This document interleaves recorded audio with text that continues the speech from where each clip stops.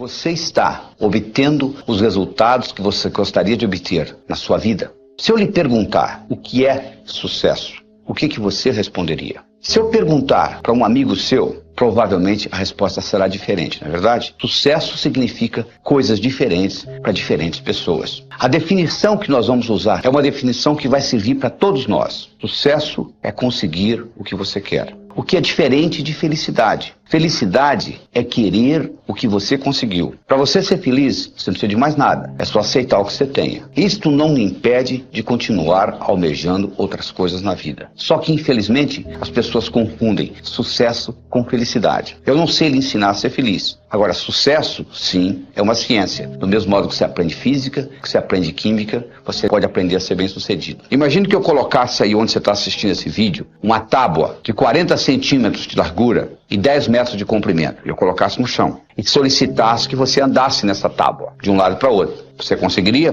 Provavelmente sim, né? Não tem problema nenhum andar de um lado para o outro. Agora eu pegaria essa tábua e colocaria essa tábua entre os dois prédios mais altos de Nova York, 108 andares. E agora eu solicitaria que você atravessasse essa tábua de um lado para o outro. Você faria? Provavelmente não. Mas fisicamente você consegue fazer. Você não fez lá, não andaria no chão? O que acontece? Imediatamente vai aparecer no seu cérebro o chamado self-talk. Olha, você vai escorregar, ó, você vai cair, ó, vai ventar. Não é verdade? Você nunca deixou de fazer nada na vida porque o seu peito doeu, ou porque o seu braço doeu, ou porque a sua perna doeu. Você deixou de fazer alguma coisa na vida porque alguma coisa aconteceu aqui dentro do seu cérebro. Não é verdade? Sabe como é que eles treinam o elefante? Eles pegam uma corda, amarram no elefante, amarram numa árvore. Ele tenta sair e não consegue. Tenta sair e não consegue. Tenta sair e não consegue. Ele desiste. Isso quando ele é bebê. Aí ele cresce pensando que ele está amarrado numa árvore. Quando ele já é adulto, o palhaço amarra uma corda nele, amarra na perna do tamborete, da cadeira lá. Ele continua pensando que está amarrado numa árvore. Nós podemos fazer a mesma coisa com pulgas. Você coloca a pulga dentro de um jarro, fecha o jarro. A pulga não gosta de ficar dentro do jarro. Ela pula, volta, pula, volta. Ela bate na tampa do jarro, até que ela começa a se machucar, ela começa a pular um pouquinho mais baixo. Depois que ela está fazendo isso, você vai lá e tira a tampa do jarro, ela nunca mais pula fora do jarro. Você não está acreditando? Faça experiência em casa. Não precisa fazer experiência em casa, é só olhar no espelho. Quantas coisas que você codificou na infância que você continua carregando com você? Então nós temos que voltar lá e reestruturar essa criança. E como que isso foi estruturado neurofisiologicamente? Do seguinte modo: na base do seu cérebro, você tem uma estrutura chamada substância reticular ativadora ascendente, que é abastecida pelo saldo exergônico do bioquímico celular. Estou falando difícil. O que é isso? Significa que se eu levanto a mão, eu libero mais energia do que é necessário para levantar a mão. Parte dessa energia vai pelo sistema nervoso e ativa essa substância que ativa o cérebro. Então o seu cérebro se mantém acordado graças à substância reticular ativadora ascendente. A segunda função da substância reticular ativadora ascendente é funcionar como se fosse uma secretária executiva do seu cérebro. O seu cérebro não pode prestar atenção em mais do que 5 a 9 coisas de cada vez. Você não estava prestando atenção no dedão do seu pé direito, até que eu falei, nem tampouco na ponta do seu nariz, nem no lóbulo da orelha esquerda, e assim por diante. Porque você não pode prestar atenção em tudo isso, no que eu estou falando, na temperatura da sala. Opa, peraí, tem que ter uma prioridade. E a substância reticular ativadora ascendente estabelece essa prioridade. Quem estabelece para ela? O cérebro. O cérebro diz, ó, isso é importante, eu quero ver, isso não é importante, eu não quero ver. Então as suas crenças foram codificadas e o cérebro diz para a substância reticular, é isso aí. Então imagina uma menina com 12 anos de idade abusada sexualmente. Ela chega à seguinte conclusão: homem não presta. O cérebro dela diz para a substância reticular, então se você encontrar um homem que não presta, eu quero saber. Quando você encontrar um que não presta, eu não quero ver. E daí para frente, o que é que ela vai encontrar na vida? Homens que não prestam. Então com isso se perpetua. E você então passa a ter a sua vivência de acordo com as suas crenças, de acordo com a sua autoestima. Está entendendo como a coisa funciona? Se você quiser mudar a sua vida, você tem que começar mudando a sua autoestima. Nós vamos trabalhar nisso aqui. Como é que você melhora a sua autoimagem? O que você precisa fazer para mudar essa autoimagem?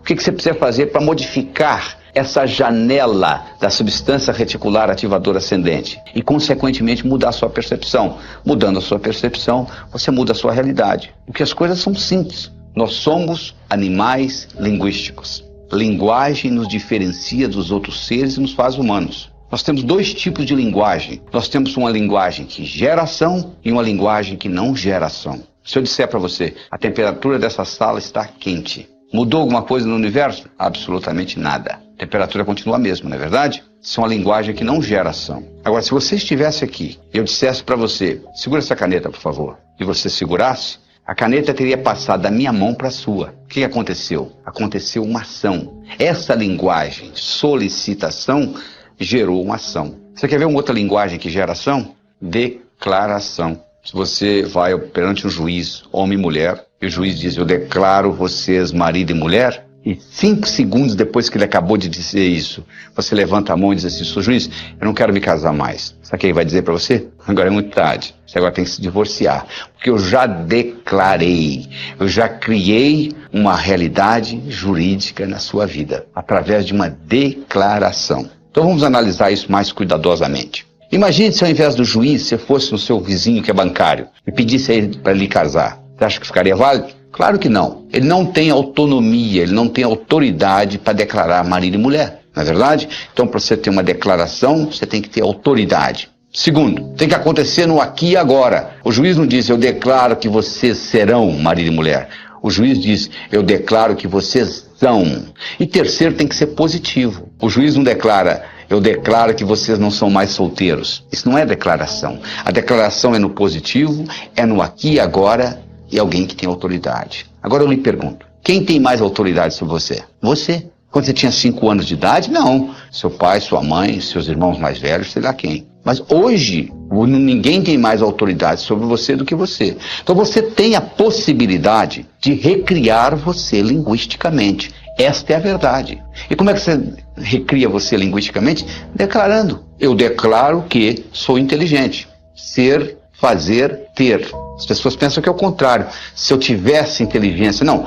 Eu declaro ser inteligente. Eu passo a fazer o que gente inteligente faz. Eu passo a ter inteligência. Eu declaro ser próspero.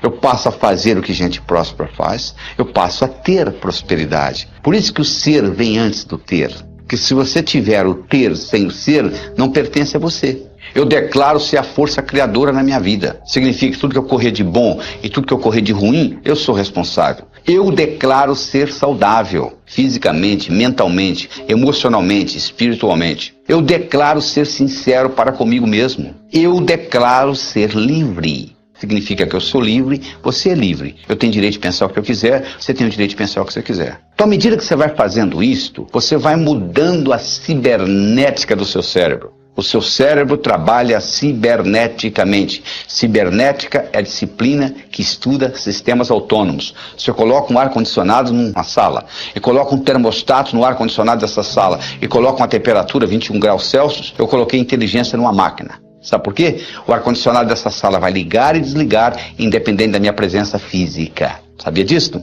Independente da minha presença física. Porque agora ele vai usar a temperatura da sala como retroalimentação. Nós também temos os nossos termostatos. Você tem um termostato para dinheiro. É como se eu tivesse escrito em letra invisível na sua testa o quanto que você vale por ano. É isso que você está ganhando. Você tem um termostato para saúde, você tem um termostato para relacionamentos, e você pode modificar esse termostato através da linguagem e através da visualização. Se você visualiza e sabe visualizar com nitidez, se você sabe visualizar a cores, isso tem um impacto enorme nesse termostato. Deixa eu contar para você uma história com relação a termostato. Era uma vez um indivíduo que era um corretor de imóveis, o melhor corretor de imóveis que você poderia encontrar.